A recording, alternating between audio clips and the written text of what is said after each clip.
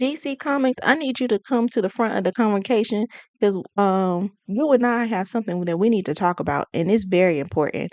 DC Comics, I'm tired of the same three heroes that you keep pushing out in your movies. You know them three heroes, I know them three heroes. Everybody who watched these movies know who the three heroes are, and I'm tired of seeing them on my big screen. Tired of you promoting them. I'm tired of you making these storylines about them.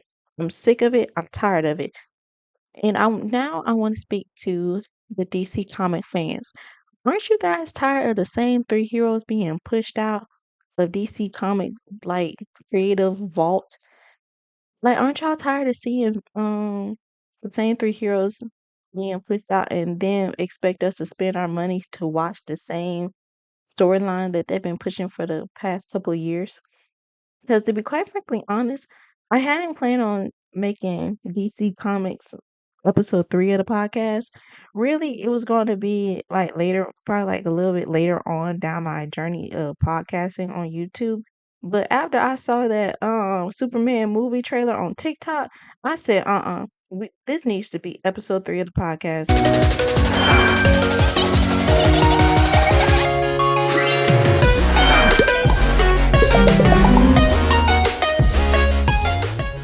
Welcome back to the Sincerely Yours podcast.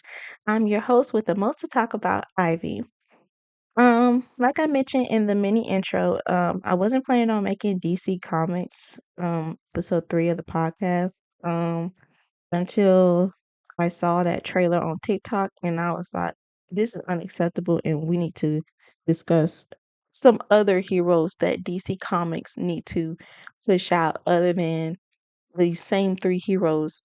I'm tired of it, seeing it.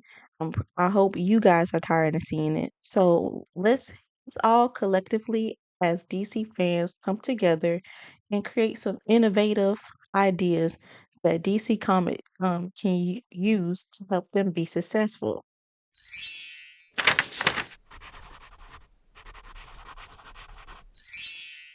One point I would like to make or to discuss my point of making this video is why I'm fed up with DC Comics.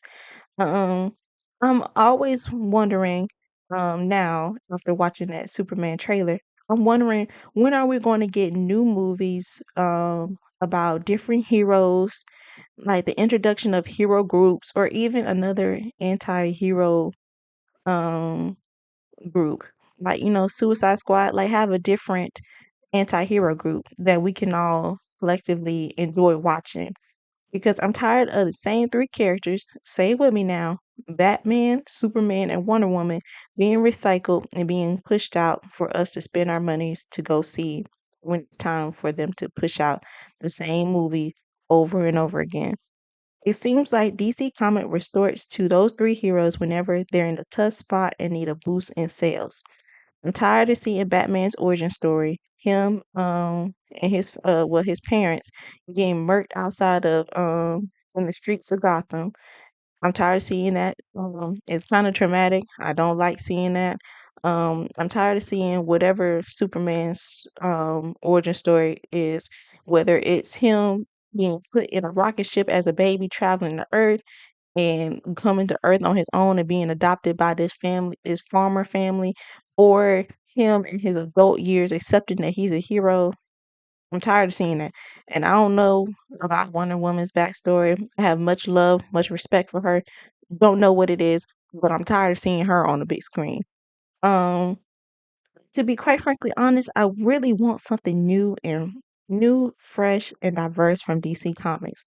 And like I said, I let's all come together as DC fans and tell them our innovative ideas, that they can bring to excite us as fans and to gain money in their pockets. Probably some of the points that I mentioned in this video is probably the same points that you probably hear in or when I hear heard in other DC YouTubers points that they made. But let's get started.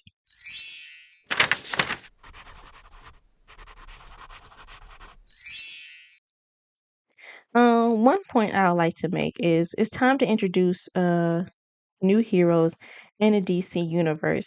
The constant focus of Batman, Superman, and Wonder Woman feels outdated and old. Well, just really big old outdated. Marvel's success shows the value of diverse characters, bold risks, and strong representation. DC must embrace this by launching new heroes groups like Teen Titans, Young Justice, and the Outlaws, featuring fresh villains to attract younger audience and comic book readers in their theaters.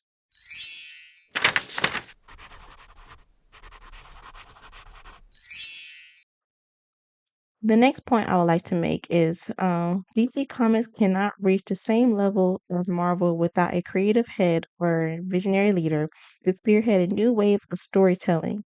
This leader should oversee all projects, ensuring consistency across films, television, and streaming services, and most importantly, have a deep understanding of the DC universe. For example, Marvel has had Kevin Feige, I hope I pronounced his last name right, as the creative head and primary producer of its cinematic universe since the release of the first Iron Man movie in 2007. This leadership is a significant factor in Marvel's success in the early 2000s. A visionary leader creates a story Bible that guides directors and screenwriters in developing a unified vision while allowing creative freedom. If you're unfamiliar with the term story Bible, it's okay. I didn't know what that is either, but here's I guess you can say, a proper definition of a story Bible. It refers to a document that outlines essential details about characters, including their motivations, personalities, physical characteristics, and backgrounds. Like, for example, mentioning their family, who their family are, and things of that sort. While not every detail will make it to the final script, this information is readily available for reference when needed.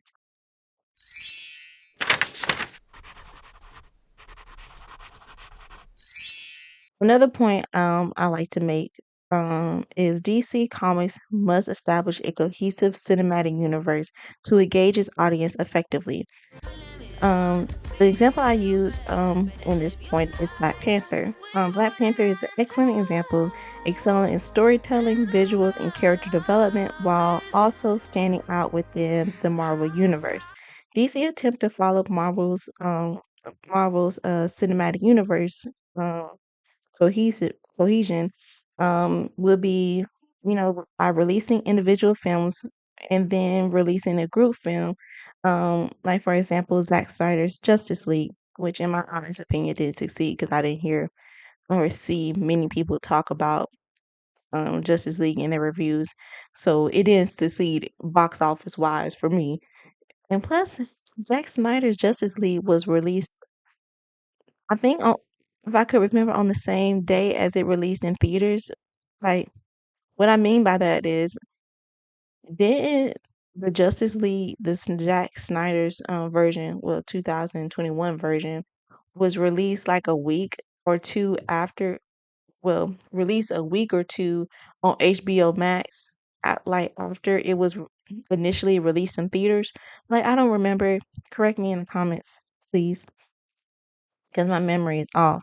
But speaking of Zack Snyder's Justice League, having two versions of the same film released 4 years apart was confusing, and the characters often felt secondary to Superman. And what I mean by this is, like, when I was watching like the 2021 version of the Justice League, especially like when it got to a certain point in the movie, it felt like all the characters, Aquaman, Wonder Woman, Cyborg, Flash, and even Batman, was heavily reliant on Superman. To me, I just felt like, what was the point in all you guys being in this movie if you're going to heavily rely on Superman to do the most damage to, I forgot what the villain of the movie is, but what was the point in all you guys being in this movie?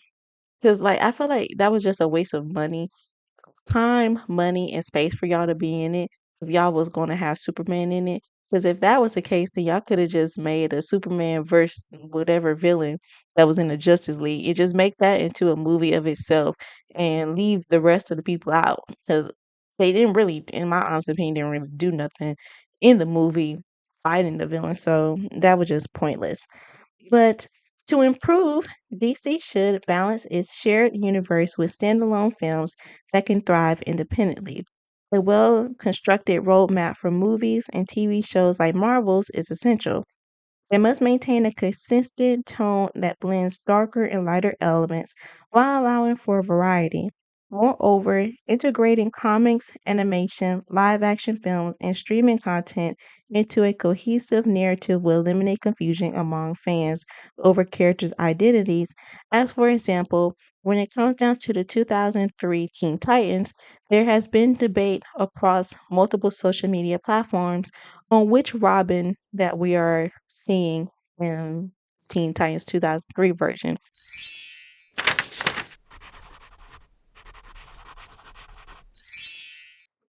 But to get to my next point, DC should establish phases like Marvel's to enhance its movie and TV strategy. In the next episode, I will outline my version for introducing the Teen Titans. Phase one could be introducing key characters of the Teen Titans, which will be Robin, Cyborg, Starfire, Raven, and Beast Boy having their own individual movies. And phase two could depict the team's formation and their challenges in working together as a team. By the end of this phase, they will successfully unite as a team and become the Teen Titans we know and love in the 2003 version. Um, and by phase three, we would get the introduction of Trigon and as a significant threat. Um, I say this could also lead into spin-offs, including a continuation of the hinted 2003 Teen Titans series. Super! Is it working? Almost got it! Hurry! There is not much time! They need to know we're still here. Booyah! We're transmitting! This is the Teen Titans. Can anyone hear us? We think we found a way back.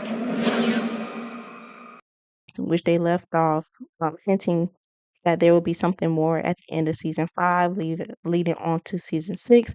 But we never got that because I don't know, Cartoon Network. I don't know how y'all fumbled that bag, but that was very stupid. But then again, I think in like 2016, 2015, they brought in that what Teen Titans Go show, which I somewhat love, but I have a kind of like disdain for it because they really disrespected the 2003 version, especially with all those butt and I think fart jokes that they made.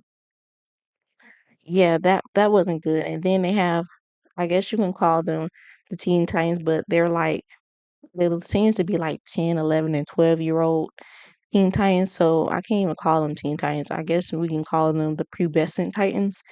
I don't really like that. But the point of uh, that I'm trying to make is the goal is to establish a long term plan for DC to build toward an exciting film that provides fans with a sense of progression. My next point is returning to the topic of a cohesive cinematic universe and planning a movie roadmap. DC needs to introduce new, developing, rich, and layered characters. Again, I would use Black Panther as a What's up? example that I'm using. I hear But that. one of the strengths of Black Panther Let's is go, its Captain. multifaceted characters, I am such no as T'Challa and Killmonger. DC should prioritize building rich, multi-dimensional characters who have their motivations, arcs, and depth rather than relying solely on superhero identities. For example, if DC decides to create a live-action movie featuring the Teen Titans, P.S. DC Comics, if you are watching this podcast episode and you guys decide to make a live action Teen Titans movie, I would like a cut For the love of money. Gotta make that money, man. Money, baby, still the same now. of it because clearly y'all did not come up with this idea by yourselves. So run me my money. But back to my point. Each character already possesses unique motivations and arcs that can be explored in depth. Let's take Robin as an example. In his introductory movie, Robin could initially be portrayed as Batman's sidekick, which of course he is. But during the introductory movie, Batman constantly undermines Robin, treating him as incapable of fighting and solving crimes on his own. And by the end of the movie, Robin, eager to prove himself, decides to not be Batman's sidekick anymore and start running um his own kind of like vigilante movement on his own in a different city, where he can prove to himself and also to Batman that he can solve and fight crimes on his own. In the group movie of Teen Titans, we can see Robin initially rejects the help of Beast Boy, Cyborg, or Raven throughout the movie. And his famous saying could be, uh, I don't need your help, I can do it on my own. And while Beast Boy, Cyborg, or Raven are, giving Robin some help and ideas and leads on where to go within the Teen Titans movie, however that will go. He could have flashbacks of when, Batman would undermine him and try to belittle him, and that would cause him to be a bit aggressive with Beast Boy, Cyborg, or Raven. But by the end of the film's conclusion, he learns the importance of relying on others to overcome challenges and embrace his role as a group leader. This approach gives Robin an interesting motivation, character arc, and depth, which DC can certainly develop their characters in this way. My last point is I want to make diversity in DC Comics live action movies my strong desire that I want. Diversity played a critical role in the success of Black Panther, not only in terms of character representation, but also in the creative team behind the film. DC should prioritize diversifying both on screen talent and behind the scenes personnel. The movie can gain new perspectives and connect with broader audiences by encouraging voices from various backgrounds, particularly marginalized communities. Here are three ways DC can enhance diversity in their films. One, hire more diverse writers, directors, and producers. This will bring fresh viewpoints to DC cinematic universe. And two, amplifying creators in characters from diverse backgrounds. This will better reflect the modern audience and its experiences. And I say this will help the immersion of the movie if the audience connect with the characters and the movie itself. And my third and last point is investing in stories that explore new perspectives. While doing so is vital to maintain the essence of DC's legacy, but by implementing these changes, DC can create more inclusive and relatable films. That's all I have for this DC Comics episode. DC Comics as a company, I hope you take some notes Write that down, write that down! on what you can do and what you can improve. Again, if you use the Teen Titans live action movie that I plan on making in the next episode, run me my money because clearly y'all did not come up with that on your own. And I'm pretty sure I'm not the only one that stated this. So not only do you have to run me my money, but the creators that also stated that they want a Teen Titans live action, run them their money too. For the love of money. Gotta make that money, man. Money, baby, still the same now. But anywho, back to my lovely fans of Sincerely Yours podcast. Please like, subscribe, and comment on today's episode. I hope you enjoy. So, sincerely yours.